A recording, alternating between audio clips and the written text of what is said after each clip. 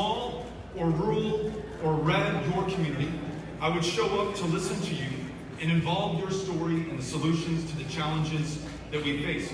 No matter how big and reliably blue, we did not take you for granted. We showed up there as well. And the last one of those 254 counties that we visited was Cook County. The county seat is Gainesville, and I remember walking in to the old Santa Fe Depot train station. That's where I was going to give my speech, meet supporters, and have a town hall where we take questions from anyone who wanted to ask them. And I was reminded as I was walking on to the stage that that was the same train station where President Harry Truman gave his last whistle-stop speech on his path to re-election. Harry Truman, who reminded us that America was not built on fear.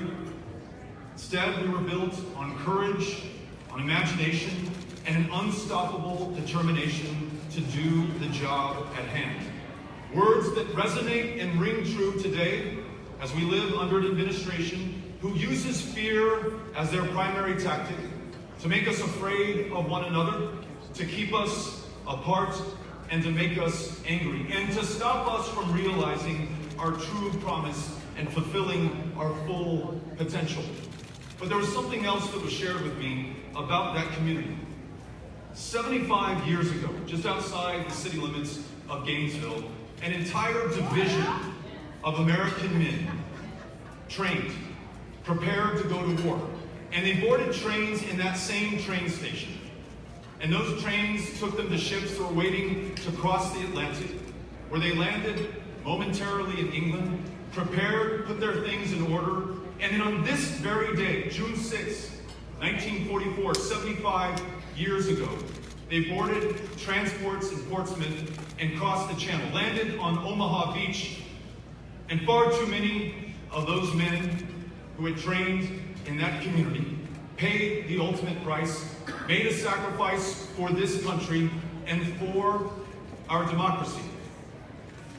Everyone who has ever worn the uniforms and served in this country's military has made that same commitment, has put their lives on the line, not just for themselves, but for every single one of us and for this democracy.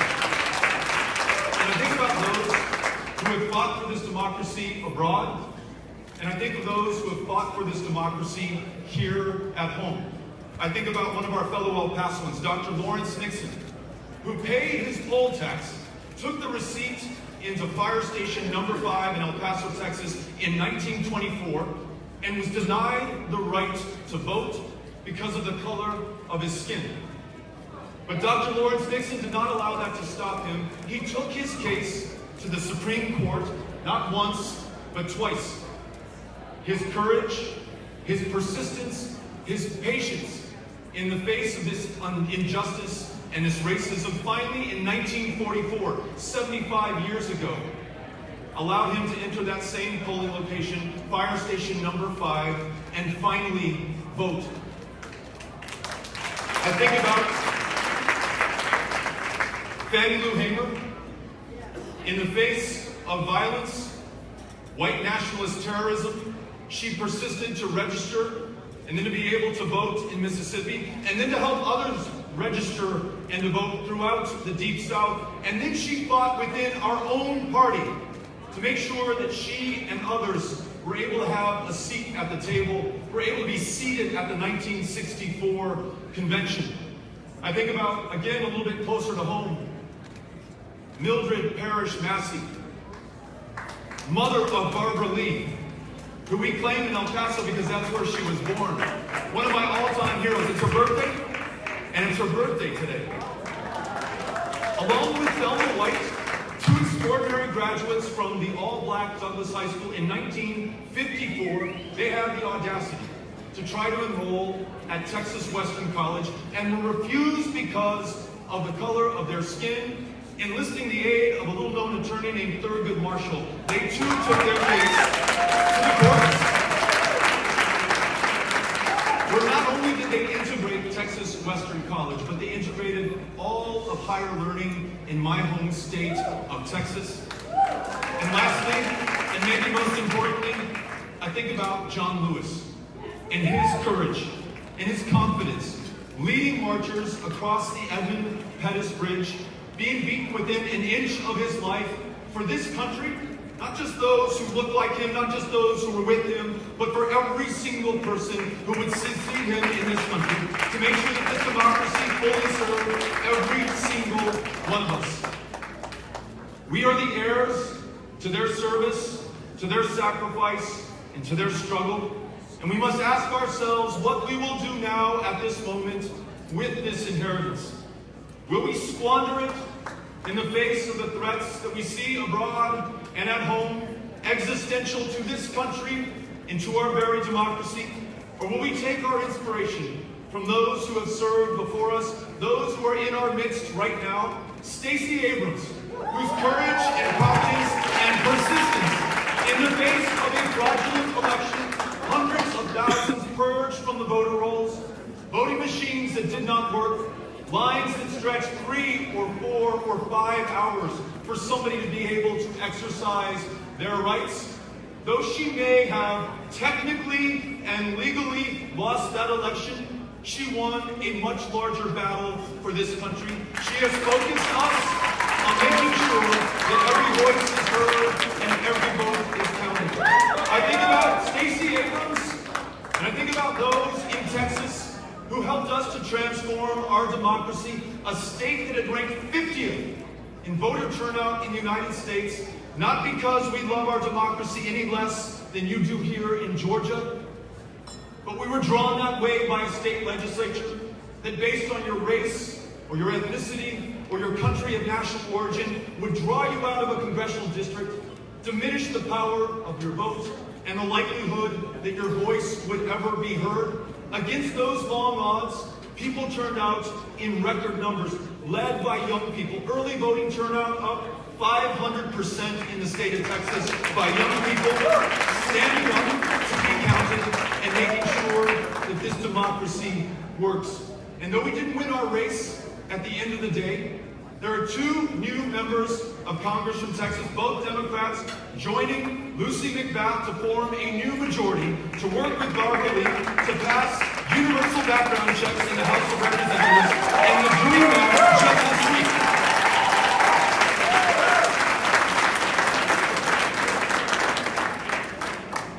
And in Harris County, the home of Houston, Texas, 17 African-American women elected to judicial positions of power, literally changing the face of criminal justice in this country's most diverse city.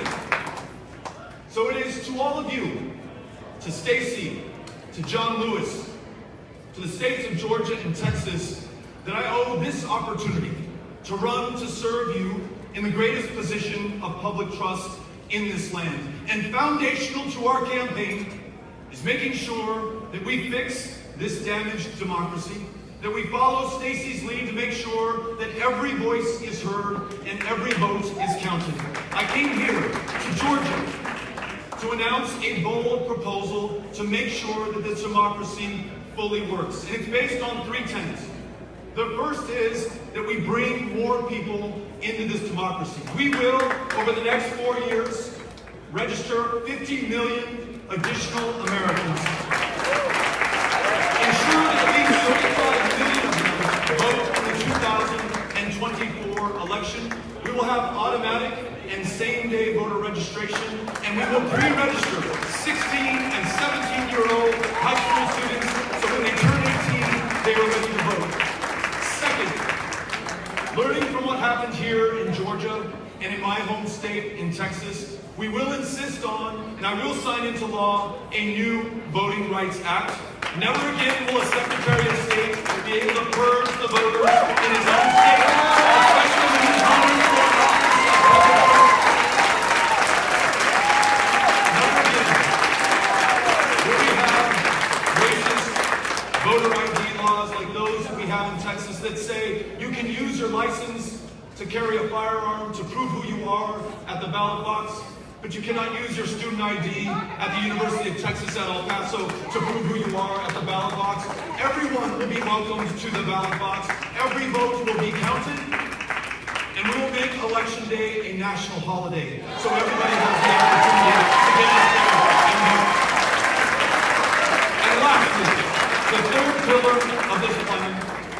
to make sure that we restore confidence in this democracy. We're going to make sure that at every polling place, every voting machine, there is either a paper ballot or a paper receipt for the vote that you cast. That we audit the elections that we hold in this country so that your vote really goes to the intended recipient without any mistakes or excuses. We end the process by which members of Congress choose their own voters. No more gerrymandering, racial, ethnic, political, or otherwise. The people will choose their congressional districts, and we'll get big, unaccountable money out of our politics. No more political action committees donating to members of Congress. Their focus and attention should be squarely on the people that they represent. If we do this, if we repair our democracy at this moment of maximum threat and peril for that very democracy and for this country, then we will fully honor the service and the sacrifice of those who preceded us. And I believe it is the only way to take on the historical challenges that we face. If we want to make sure that we confront climate change before it is too late, if we want to make sure that we have comprehensive immigration reform for the millions in this country, in the shadows today, working the toughest jobs in America, if we want to make sure that this economy truly works for all of us, and that we have health care for all, and health care doesn't mean just primary health care and mental health care. It means every woman makes her own decisions about her own body and has access to the health care that allows her to do that. That this democracy must come together. We must repair it. That is why I'm running to serve you, and that is why I'm so grateful to have the chance to be with you here tonight. Thank you so much, Atlanta. Thank you, everybody.